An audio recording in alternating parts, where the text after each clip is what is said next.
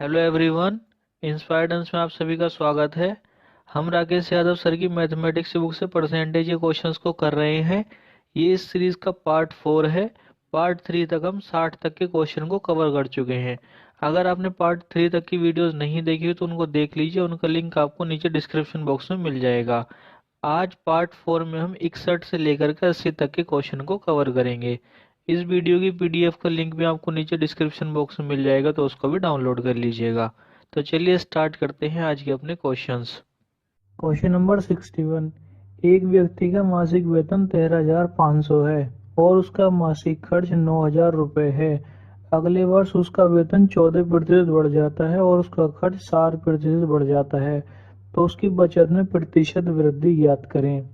तो देखिए, इस क्वेश्चन को करने के लिए हम पहले उसका वेतन, खर्च और बचत तीनों लिख लेते हैं। तो उसका वेतन है 13,500, खर्च है 9,000 और उसकी बचत होगी 4,500 रुपये। हमसे कहा गया है कि अगले वर्ष उसके वेतन में 14% की वृद्धि हो जाती है, तो हम उसके वेतन में 14% की वृद्धि कर देंगे, तो उसका वेतन हो जाएगा 15,390। उसी प्रकार उसके खर्च में 7% की वृद्धि हो जाती है, तो जब हम 9,000 में उसका 7% निकाल करके जोड़ेंगे तो हो जाएगा 9,630 रुपये। अब हम यहाँ से अगर देखें तो उसकी बचत कितनी होगी, तो हम 15,390 में से 9,630 रुपये घटा देंगे, तो उसकी बचत आ जाएगी 5,760 रुपये। अब हम निकाल लेते हैं कि उसकी बचत में कितनी वृद्धि हुई। तो पहले उसकी बचत होती थी 4,500 रुपये, अब उसकी बचत होती है 5,760 रुपये। तो उसकी बचत में जो वृद्धि हुई वो हुई 1,260 रुपये। अब 1,260 रुपये की वृद्धि हुई कितने पर? 4,500 रुपये पर। गुणा कर देंगे 100 से, तो उसकी कुल बचत दर आ जाएगी 28%। देखिए, इस क्वेश्चन में एक बात और ध्यान रखने की है, जैसे यहाँ पर निकाला गया था उसके वेतन में 14% की वृद्धि हुई और खर्च में 7% की वृद्धि हुई, तो इसको निकालने के दो तरीके हैं। यहाँ तो आप क्या करिए, 13,500 का 14% निकाल लीजिए। 14,500, 13,500 गुणा 14/100, ऐसे करेंगे तो भी आपका निकल जाएगा। जो आएगा फिर उसको आपको 13,500 में जोड़ना पड़ेगा।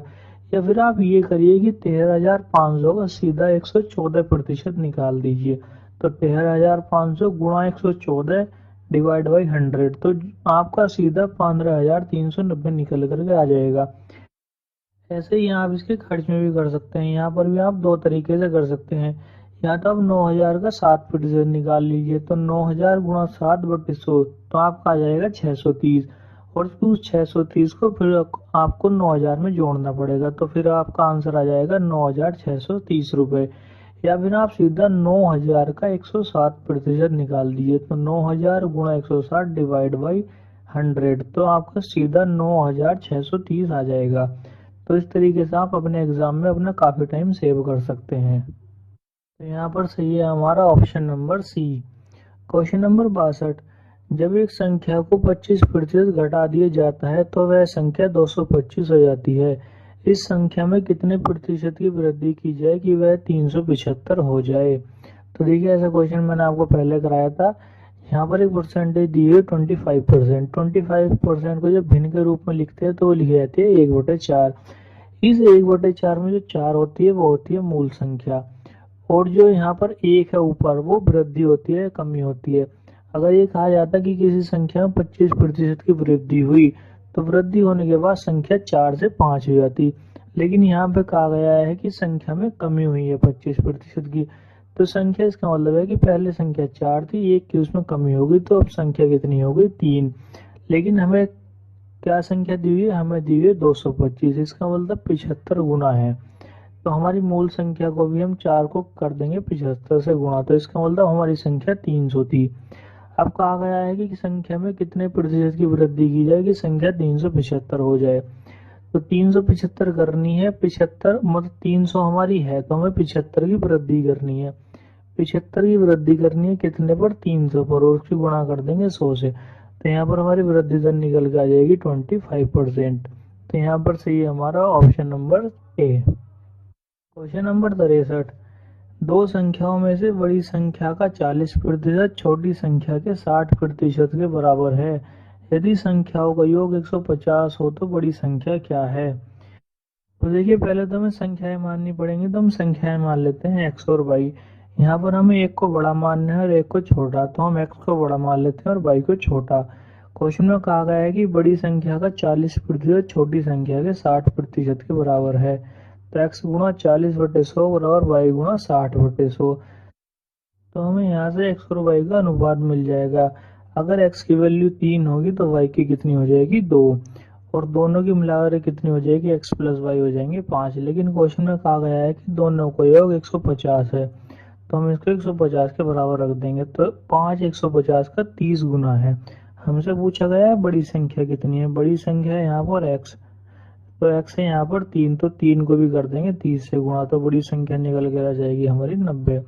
अगर हमसे छोटी संख्या पूछते तो यहाँ पर 2 को भी 30 से गुणा कर देते, छोटी संख्या निकल के आ जाती है हमारी 60। यहाँ पर सही है हमारा option number C. Question number 64, A की लंबाई बी से 10% अधिक है तो बी की लंबाई ए से कितने प्रतिशत कम है। तो देखिए ऐसे क्वेश्चन हम काफी सारे कर चुके हैं। यहाँ पर कहा गया है कि ए की लंबाई बी से 10% अधिक है। यहाँ पर कंपेयर बी से किया गया है, तो हम बी को मान लेते हैं 100। तो बी की लंबाई अगर 100 हुई तो ए की कितनी हुई, 10% अधिक यानी कि 110। अब कहा गया है कि बी की लंबाई ए से कितने प्रतिशत कम है, तो हमें 10 कम करना है कितने पर, 110 पर, और उसे गुणा कर देंगे 100 से। तो हमारे निकल के आ जाएगा 9 सही 1/11%। तो यहाँ पर सही होगा हमारा option number D. Question number 65, दिया गया है ए की आय का 10% बराबर बी की आय का 15% बराबर सी की आय का 20%। यदि तीनों की आयों का योग 7800 रुपये है तो बी की आय ज्ञात करें। तो देखिए ऐसे क्वेश्चन हमने काफी सारे किए हैं। पहले कोई सी भी दो इक्वेशन को हम बराबर रख लेते हैं। तो यहाँ पर हम ले लेते हैं पहले ए की आएगा 10% बराबर बी की आएगा 15%। तो यहाँ से ए गुणा 10/100 और बी गुणा 15/100। तो यहाँ से अगर ए की आय 3 रुपए होगी तो बी की आय कितनी होगी, 2 रुपए। अब यहाँ से आप बी या सी को ले लीजिए या ए और सी को ले लीजिए। तो यहाँ पर मैंने बी और सी को लिया है। कहा गया है बी की आय का 15% बराबर सी की आय का 20%। तो बी गुणा 15/100 बराबर सी गुणा 20/100। तो अगर बी 4 रुपए कमाएगा तो सी 3 रुपए कमाएगा। तो अगर आप देखेंगे तो पहली वाली इक्वेशन में बी 2 रुपए कमा रहा है, दूसरी वाली में 4 रुपए कमा रहा है, यानी कि हमें बी को बराबर करना पड़ेगा। तो हम पहली वाली इक्वेशन को कर लेते हैं 2 से गुणा। तो यहाँ से हमें ए बी सी तीनों मिल जाएंगे। तो ए 6 रुपए कमाता है, बी 4 रुपए कमाता है और सी 3 रुपए कमाता है। तीनों मिलकर के 13 रुपए कमाते हैं। लेकिन क्वेश्चन में क्या कहा गया है कि तीनों की आयोग आयोग 7800 रुपए है। तो हम 13 को 7800 से कंपेयर कर देते हैं तो ये 600 गुना निकल करके आता है। हमसे क्वेश्चन में पूछा गया है कि बी की आय ज्ञात करें, तो हम बी जो 4 रुपए कमाता था उसको 600 से कर देंगे गुणा, तो आ जाएगा हमारा 2400 रुपये निकल करके। तो यहाँ पर सही होगा हमारा ऑप्शन नंबर सी। अगर हमसे पूछता ए को तो हम ए को भी 600 से गुणा कर देते, या हमसे पूछता सी को तो सी को भी हम 600 से गुणा कर देते। अब देखते हैं अपना अगला क्वेश्चन, क्वेश्चन नंबर 66। एक संख्या के 60% का 3/5 भाग 36 है तो संख्या ज्ञात करें। तो देखिए बहुत ही आसान क्वेश्चन है। पहले हम संख्या मान लेते हैं, हम संख्या मान लेते हैं x। तो x का पहले तो 60% और उसकी गुणा कर देंगे 3/5 से। तो x गुणा 60/100, प्रतिशत को हटाने के लिए 100 से भाग करते हैं, मैंने आपको कई बार बताया है, और गुणा 3/5। इसको बराबर रख देंगे 36 के, तो संख्या निकल कर आ जाएगी हमारी 100। तो यहाँ पर सही है हमारा option number A. Question number 67, यदि नीता का वेतन पपिया से 25% अधिक है तो पपिया का वेतन नीता से कितने प्रतिशत कम है।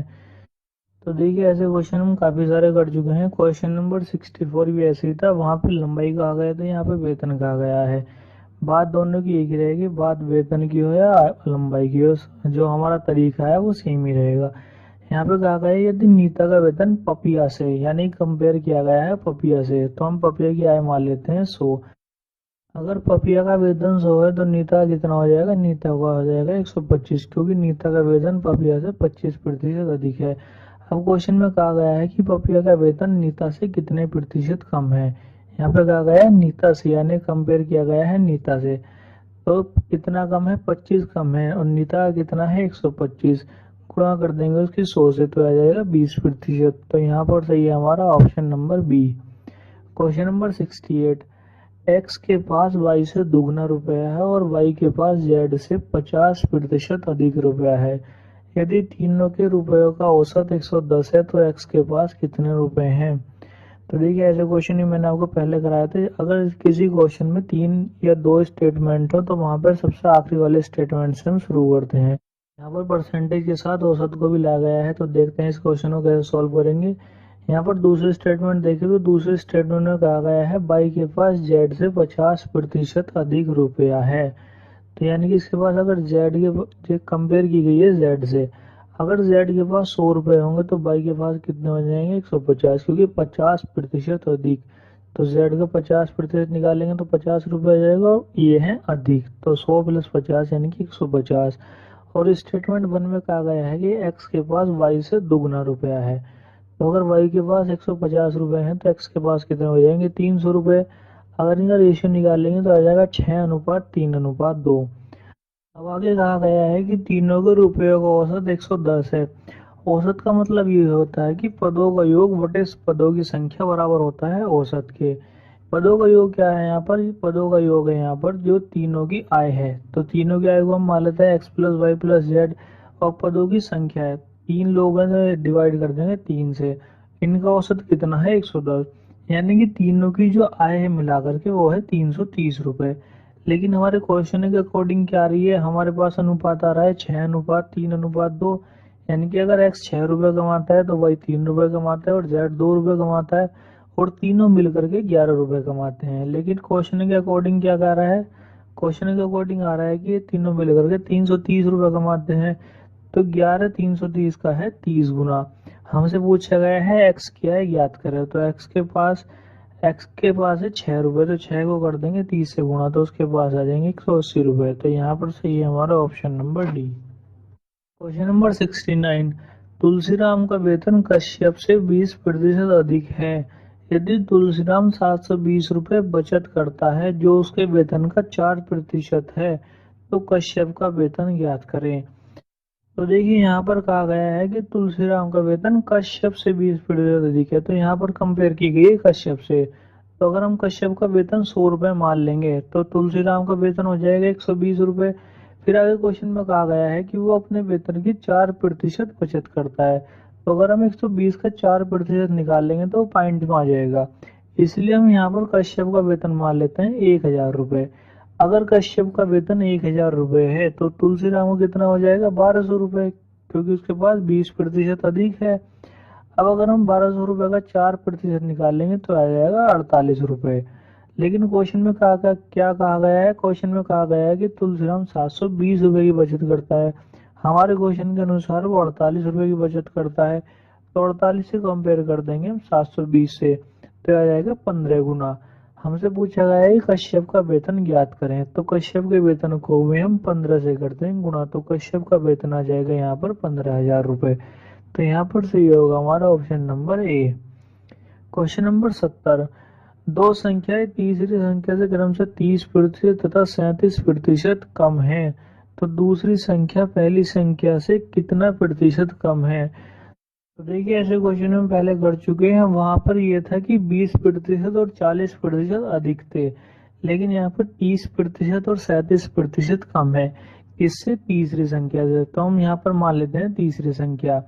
तो अगर यहाँ पर तीसरी संख्या सी मान ले तो पहली संख्या कितनी हो जाएगी, पहली संख्या है 30% कम, यानी कि ये हो जाएगी ए हो जाएगा 70।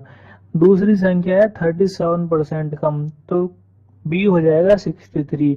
अब कंपेयर किया गया है ए और बी में, वहां पर पूछा गया है कि दूसरी संख्या पहली संख्या से, यानी कि बटे में आ जाएगी पहली संख्या, कितना कम है 7 कम है, और इसे गुणा कर देंगे 100 से, तो आ जाएगा 10%। तो यहाँ पर सही होगा हमारा option number A. Question number 71, यदि ए की आय बी से 25% कम है तो बी की आय ए से कितने प्रतिशत अधिक है। देखिए ऐसा क्वेश्चन हमने अभी अभी किया था। यहाँ पे कहा गया है ए की आय बी से, तो कंपेयर किया गया है बी से, तो हम बी की आय मान लेते हैं। तो बी की आय अगर 100 हुई तो ए की आय कितनी हुई 25% कम, यानी कि 75। अब हमें बी से ए पर जाना है, यानी कि 25 बढ़ाने हैं हमें, कितने पर? 75 पर। गुणा कर देंगे उसकी 100 से, तो यहाँ पर आ जाएगा 33 सही 1/3%। तो यहाँ पर सही होगा हमारा option number C. Question number 72, A का वेतन बी के वेतन का 40% है तथा बी का वेतन सी के वेतन से 25% अधिक है, तो सी का वेतन ए से कितने प्रतिशत अधिक है? तो देखिए यहाँ पर ध्यान रखिए कि ए का वेतन बी के वेतन का 40% है, यहाँ पर सिंपल है, लेकिन बी और सी में जो कंपैरिजन है, बी का वेतन सी के वेतन से 25% अधिक है, यहाँ पर एक शब्द यूज किया गया है अधिक। तो यहाँ पर हम सी का वेतन मान लेते हैं 100। तो क्या कहा गया है कि बी का वेतन सी के वेतन से 25% अधिक है, तो बी का वेतन 25% अधिक हो जाएगा, यानी कि 125 हो जाएगा। अब स्टेटमेंट पहले में क्या कहा गया है कि ए का वेतन बी के वेतन का 40% है, तो 125 का अगर हम 40% निकाल लेंगे तो ये आ जाएगा 50। अब कंपेयर किया गया है ए में और सी में, पूछा गया है कि सी का वेतन ए के वेतन से कितना प्रतिशत कम है, तो ए का वेतन आ जाएगा डिवाइड में कितना कम है? 50 कम है, उसकी गुणा कर देंगे 100 से, तो यहाँ पर आ जाएगा 100% कम है। अब यहाँ पर देख सकते हैं ए का वेतन है 50 और सी का वेतन है 100, यानी कि अगर अपने वेतन में और अपने वेतन का 100% जोड़ दे, यानी कि 50 में और 50 जोड़ दे, तब वो सी के बराबर होगा। तो यहाँ पर सही है हमारा option number B. Question number 73, यदि ए बी से 60% अधिक है और बी सी से 20% कम है, तो ए अनुपात सी क्या होगा? तो देखिए यहाँ पर भी हम दूसरे स्टेटमेंट से चलेंगे। दूसरे स्टेटमेंट में कहा गया है बी सी से 20% कम है, तो कंपेयर किया गया है सी से, यानी कि अगर सी 100 होगा तो बी कितना हो जाएगा? 80। अब पहले स्टेटमेंट में कहा गया है कि ए बी से 60% अधिक है, तो हम यहाँ पर बी है हमारा 80, तो हम निकाल देंगे 80 का 160%, तो ये आ जाएगा 128। अब हमसे कहा गया है कि ए अनुपात सी क्या होगा, तो ये है यहाँ पर 128 और सी है हमारा 100। जब इनका अनुपात निकालेंगे तो आ जाएगा 32:25। तो यहाँ पर सही होगा हमारा option number A. Question number 74, एक परीक्षा में 93% छात्र सफल होते हैं तथा 259 छात्र असफल होते हैं, तो परीक्षा में छात्रों की कुल संख्या क्या थी? तो देखिए यहाँ पर जो सफल छात्र होते हैं वे होते हैं 93%, यानी कि 7% छात्र जो होते हैं असफल हो जाते हैं, और उन असफल छात्रों की संख्या कितनी है? उनकी संख्या है 259। तो यहीं से हमारा क्वेश्चन सॉल्व हो जाएगा। तो अगर हम कुल विद्यार्थियों की संख्याओं का 7% निकाल दे तो वो 259 के बराबर होना चाहिए। तो कुल विद्यार्थी गुणा 7/100 बराबर हो जाएगा 259 के, तो हमारे कुल विद्यार्थी आ जाएंगे 3700। तो यहाँ पर सही होगा हमारा option number A. Question number 75, यदि 24 कैरेट सोने को 100% शुद्ध सोना माना जाता है, तो 22 कैरेट सोने में शुद्ध सोने का प्रतिशत ज्ञात करें। तो देखिए यहाँ पर कहा गया है 24 कैरेट सोने को हमें 100% शुद्ध सोना मानना है, तो 24 कैरेट बराबर हो जाएगा 100% के, तो एक कैरेट कितने के बराबर हो जाएगा? 100/24% के। हमसे पूछा गया है 22 कैरेट के बारे में, तो इसकी हो जाएगी 22 से गुणा और हो जाएगा 91 से ही 2/3%। तो यहाँ पर सही होगा हमारा option number B. Question number 76, यदि ए का 30% बी के 40% में जोड़ा जाता है तो उत्तर बी का 80% आता है, तो ए का कितने प्रतिशत बी है? तो देखिए इस क्वेश्चन को करने के दो तरीके हैं। एक तो सिंपल तरीका है कि जैसे जैसे क्वेश्चन में कहा गया है वैसे ही कर लीजिए। क्वेश्चन में कहा गया है ए का 30% बी के 40% में जोड़ा जाता है, यानी कि ए गुणा 30/100 प्लस बी गुणा 40/100, और वो बराबर किसके है? बी का 80%, यानी कि बी गुणा 80/100।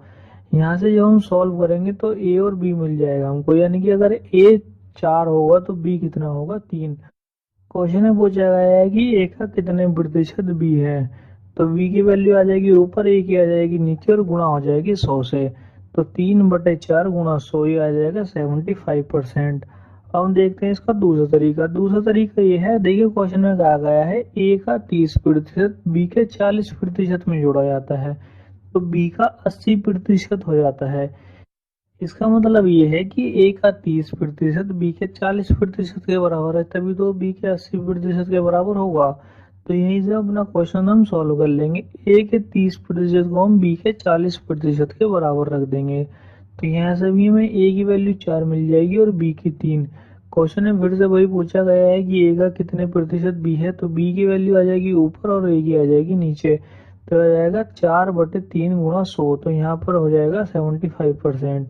तो यहाँ पर सही होगा हमारा option number D. Question number 77।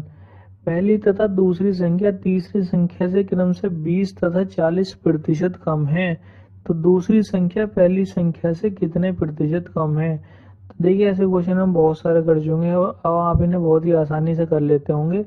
यहाँ पर कंपेयर की गई है तीसरी वाली संख्या से, हम तीसरी वाली संख्या को मान लेते हैं 100। कहा गया है पहली तथा दूसरी संख्या तीसरी संख्या से 20 तथा 40% कम है। तो इसका मतलब है पहली संख्या 20% कम है, तो पहली कितनी होगी 80, दूसरी कितनी कम है 40%, तो दूसरी कितनी होगी 60।